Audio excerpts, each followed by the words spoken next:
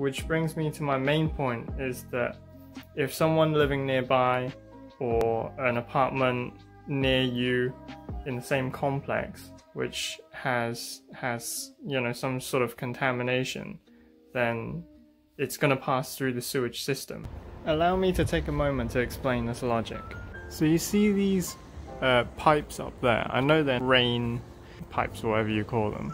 So basically the water's collected and it goes down through that tube and then down to the floor, so it doesn't make the roof cave in. But similarly, when you have sewage pipes, they come out from your bathroom drain and they reach the main sewage pipes on the main street, like probably underneath the ground somewhere. The main area for concern is that air also passes through the sewage pipes, although unintentionally, and whatever the nature of that sewage, the air which passes through will carry some of those particles back up through the drain if the drain is not blocked off by some sort of water blockage in the middle. In Hong Kong, in the bathroom drain, there should be like a main drain on the floor, and beneath that drain there should be a U-shaped tube, which in the middle is filled with water, so it stops the gas from passing through from the outside pipes back into your house.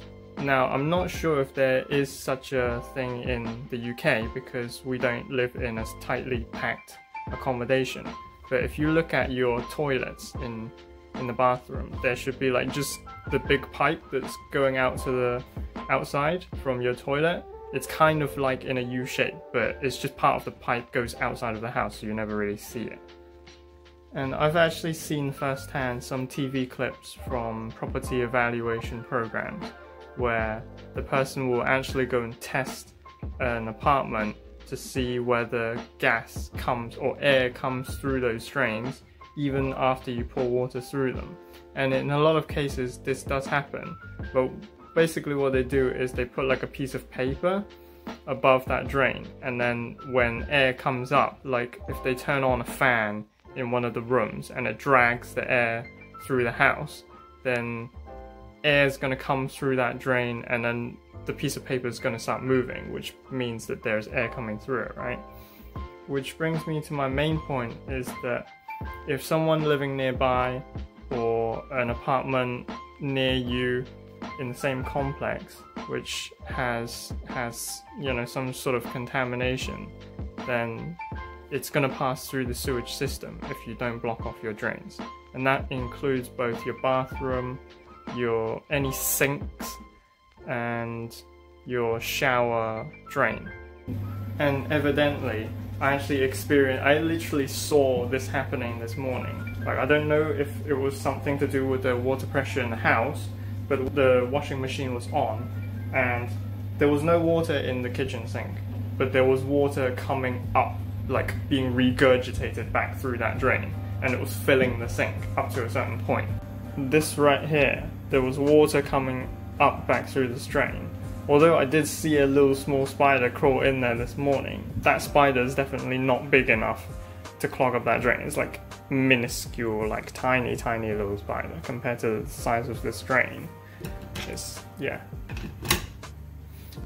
Another pointer is that if you have a bathroom or a room that's not well ventilated, like it doesn't have any windows, there's no fan, then this could be potentially a danger as well, because the gas is coming up through like your toilet or your sink or whatever, and there's no place for that air to escape.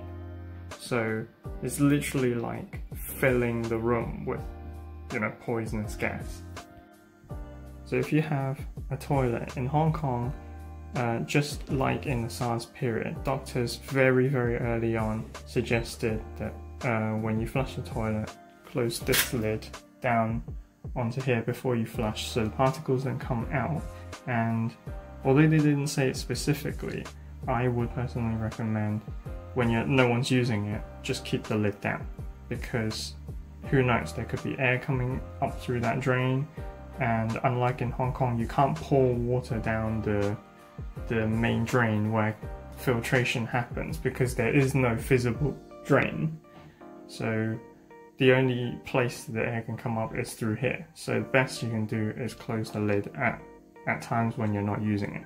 Call me boring and repetitive, but there have been cases where a couple of confirmed cases in an apartment complex ended up large quantities of people in the same complex, and that's exactly why these suggestions have been made by the Hong Kong health authorities. So I'm just going to talk about bathroom precautions here.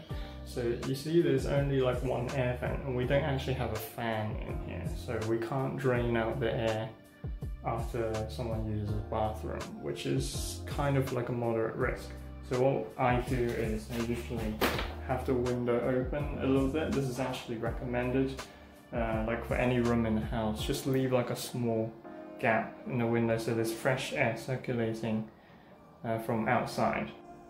And when we look at the shower drain, it's a completely open drain. You can see the air is going to come up there, and my evidence of air coming through that drain is when I take a shower. Sometimes I can smell some like dodgy smells, like nothing nice, right? And it's definitely not coming from that plunger you see next to the drain. You can smell it's literally coming up through that drain because water's going down, and when you push water down through that drain, it's going to push some of that air up as well. So what you can do, and I apologize, this is such a delayed video, I should have done it a lot earlier, but I couldn't get a hold of any freezer bags before. The best ones are freezer bags, you know, like those see-through bags you get at the supermarket for like fresh fruit and vegetables.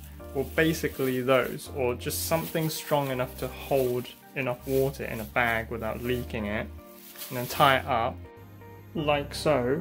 This one has a small leak, but I don't think this is a huge problem because you're going to put it down onto a drain anyway, and unless it's one of those floor drains where you're concerned it might leak, but I don't think it will, because for this small amount of leak the drain should be able to sustain it.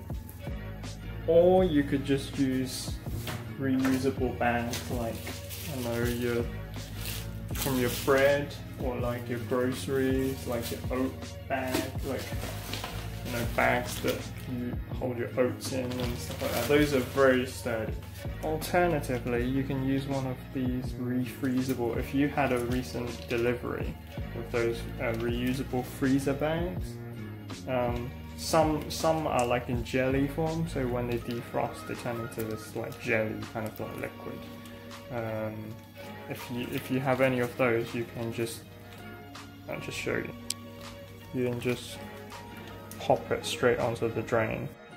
The only reason why I don't put bags of water over all my drains is because I live in a shared household, and the idea being you sort of have to get everyone in the house to come to like an understanding that this is for prevention and like precaution, and not to have people in the house weirded out by it, because otherwise other people are just going to destroy the work that you've put in to protect them, and that's not ideal. So if you find yourself in a situation like that, try to explain to your family members or your housemates, to express to them that it's an effort that you're trying to make to protect everyone in the house, not just like yourself.